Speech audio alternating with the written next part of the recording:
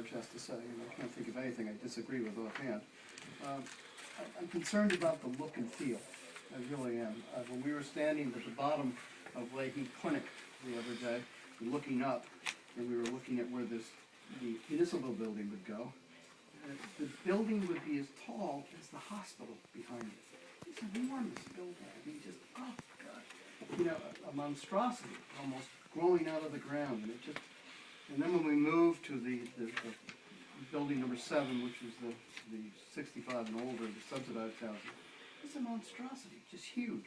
And I agree with Parge. Push it someplace else. Push it out of the way. Push it where the hospital is, and I might be able to live with it.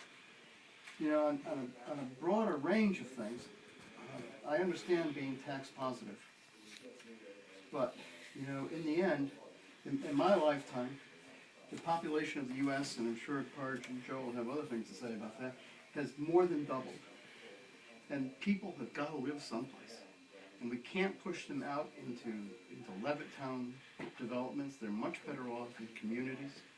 And I'm not arguing in favor of regular housing there, but you know, we've got to figure how to accommodate everyone. And by just restricting cost positive or tax positive here, it just pushes everybody out into the rest of Phillipstown where the kids grow and we still pay for them. So it's a bit of a fool's errand to push everybody out of Cold Spring and into Phillipstown, and you know, we end up with it anyways, in a much less satisfactory arrangement, in my opinion. I would like to see some office buildings in there, some nice designed buildings that would fit, possibly, you know, law firms, research, you name it. I mean, those are all wish lists, really. I mean, I don't know how you get a law firm here or a research organization here, but they would, you know, it could be made to look very nice. It really could, and you know, just think it's a gateway to us. Coming down Route 9, I can see myself driving down or on that bridge, and you know, the dog hanging out of the window, and he knows where he is. He's home, and he's looking out. And if he's looking out on some monstrosity, you know, both of us are going to be very disappointed. So I hate to be so trite about it, but I mean, in addition to what Parge has said, I got my reservations about it. It just seems like too many people, too dense, too clustered, too. Yeah, how many parking places? 254. The whole thing? Oh, God. It's awful. Okay, Dick. Thank you. Marnie, how about you? I agree with what Dick says. I also agree with Parge's comments, and I agree with your comments before.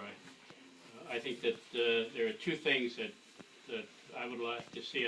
I know that in the environmental study that was done, there was a comment made that the traffic would be a minor impact. I don't believe that. I believe that, as Dick has pointed out, the number of cars will lead to a lot more traffic activity, especially on Pauling Avenue. If you're a resident over there on Pauling Avenue or the court down there, I think you're gonna be impacted. I also believe that people, when they retire, they should have opportunities to live in the communities in which they raised their families and they had their homes. I don't think we should become a warehouse, you know, for people from all over the place, you know, when they get to the latter part of their life. I don't think it's fair to the people because when you get older, you know, you want to see your family and stuff. So, you know, if we build a huge complex over here, we're going to be housing people that didn't grow here, that didn't have their families here, their homes here. I also agree with your prior comment. I think the Leahy Pavilion and the municipal building, you know, are fine. I'd like to see more retail. I don't see why this site here wouldn't help us solve the problem in Food Town. Some of those businesses there, I think, could very well be located up here with minimum financial impact to them, and it would provide then Food Town an opportunity perhaps to, you know, to expand down there. Maybe the bank, for instance. Why couldn't Wells Fargo be up there? What a huge opportunity, and that would be then to for the owner of the Food Town Plaza to restructure that, you know, to give his supermarket there an opportunity to to grow. And I think that'd be a great place, you know, for the bank. I don't know how you go about doing that, or one of the other buildings, businesses rather, that's down there. I also don't like the idea that the green is going to get shrunk. The beautiful tree up there is going to be enclosed on two sides by housing, and that huge building there is, I think, going to dominate the site in a very unfavorable way. Also, I believe that they need to take a look at the existing hospital building. I just can't believe it's cheaper to build that big monstrosity. Maybe that's not the right term. That big building cheaper than it would be to restructure the hospital. I would think that if we're looking for retail space and you know, a senior center, maybe even some municipal offices, when you're talking about gutting the inside, and probably redoing the electrical, the plumbing, lighting, the roof. But I heard some comments, you know, during the site walk that made me think that, you know, they really haven't thought about trying to incorporate that into their overall plan. And it is, I think, a historical building. And it was a gift, you know, from a lady to the community. But I think we need a traffic study. I think that will show us that there is an impact. Let's see, there was another study that I think we needed to do up front. I'm sorry? Fiscal analysis, you know. Yeah, what they- financial, yeah. financial.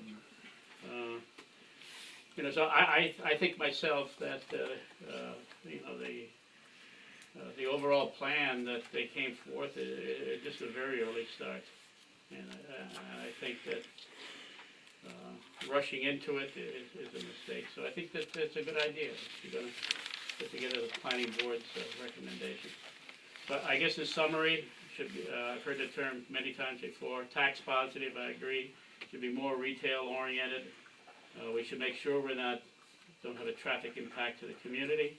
Want to hold on to the greenway, investigate the possibility of incorporating the existing hospital or part of it. You know, maybe a piece of it. You know, maybe it doesn't work, but I would think that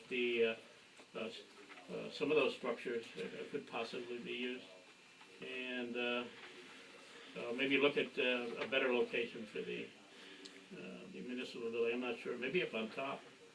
It doesn't seem to fit very well. We're trying to shoehorn it in. I mean, it can obviously be done. I mean, you can build concrete walls with, you know, retaining walls and stuff like that. But I'm not sure we want to stick it really there. And then also, the other thing, Ted had made a comment that he was going to look at the impact if we move the building forward and put the parking in behind. And I'm very much interested in what he comes up with his, you know, experience in that area. Okay, Mark, thank you. Joe? Well, I have to agree with everything that everyone said, but what I want to say is that something good is worth waiting for. And I always figured that we, the planning board, always took our time to do things best as possible for all involved. And this is one of the last projects, large projects, that could happen in this community. So I'm pushing to do it right. And I'm not in any hurry to get it done as quickly as people would like to get it done. So what I'd like to suggest to you, Joe, you've done a good job in putting this together. And I think you should put this in the paper to let the community know where we're coming from and what we expect from the community. And along with that, I think the applicant obviously has got to be brought abreast and tell them what we plan to do with the Mayor and Board of Trustees approval, and put a time frame on getting input and see what direction we're going to be going. This is what you propose, this is what we like to see. Where do we go from here? Now, time frame is important. Again, we don't get pushed. We do the job expected. And as the comprehensive board did, with the public input, 5 years to get that plan together. That was put together with the majority of the people that's got, I wouldn't say majority, I'm saying with the people that's got interested in the community. Others that's sitting behind, this is important for them to come forward and give input. So yes, it's worth waiting to get more input to do the job right the first time. So I think the applicant should be brought aboard.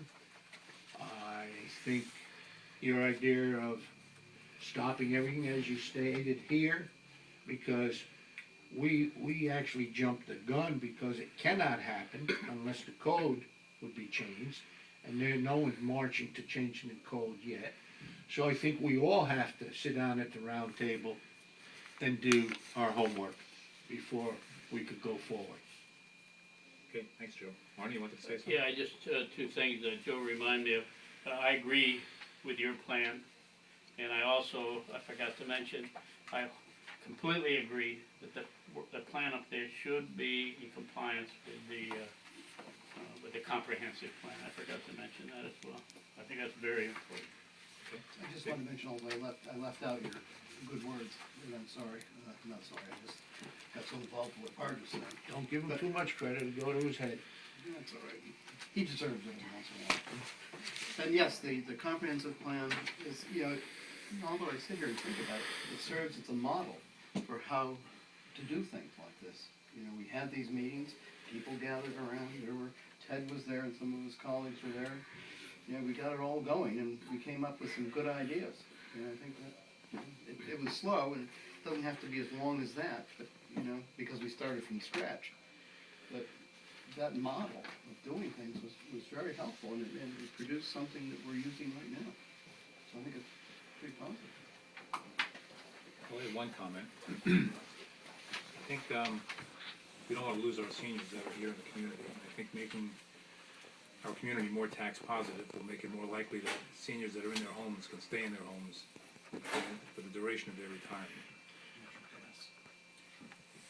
You want to mention that? No. They can stay in their houses longer if they get a $3,000 a year cut in their fuel bill. But that's another issue. That's another issue. That's another issue. Ted, you've heard of all speak so far. And I'm glad you're jotting down notes as I'm on. I think my next thought was to call the board on the specifics of the site, because we've heard a lot of different